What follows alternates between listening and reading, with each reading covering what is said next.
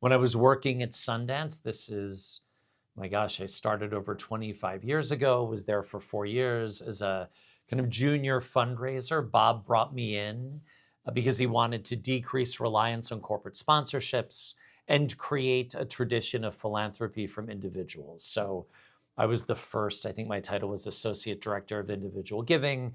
My first week, I meet Bob.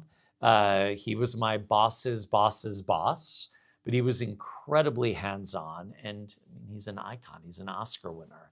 I couldn't believe that I was having a conversation with Bob Redford, but what I took away from that experience was his incredible depth of commitment to independent voices and filmmaking. His deep commitment to Indigenous stories, queer stories, all marginalized communities. He was so committed to diversity of voice and thought. And he was deeply committed to storytelling and to the heart of filmmaking. And that's who he was. And you saw that every day in everything he did. I mean, he was a truly authentic person. He won a competitive Oscar, obviously, for directing Ordinary People.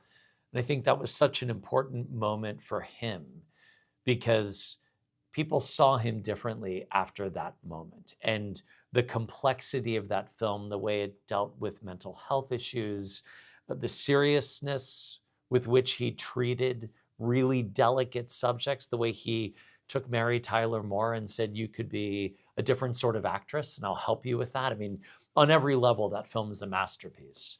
So I was really thrilled, even as a young person, seeing him win that Oscar. But then he was honored many years later with an honorary Oscar for his body of work and for his commitment to independent filmmaking and everything he has achieved through the Sundance Institute.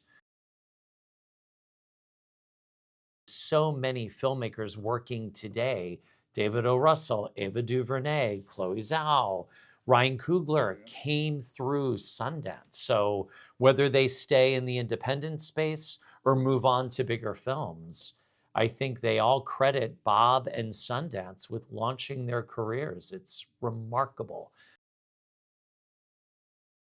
But he was a massive movie star during the Sting era. And I think people loved seeing him on camera, on the big screen. Perhaps his great looks got in the way of people taking him seriously as an actor, but I think that changed over time. Yeah, I mean, and in his activism and his philanthropic work and his community work, it wasn't just about independent filmmakers and diversity of voices in filmmaking. He was a huge environmentalist.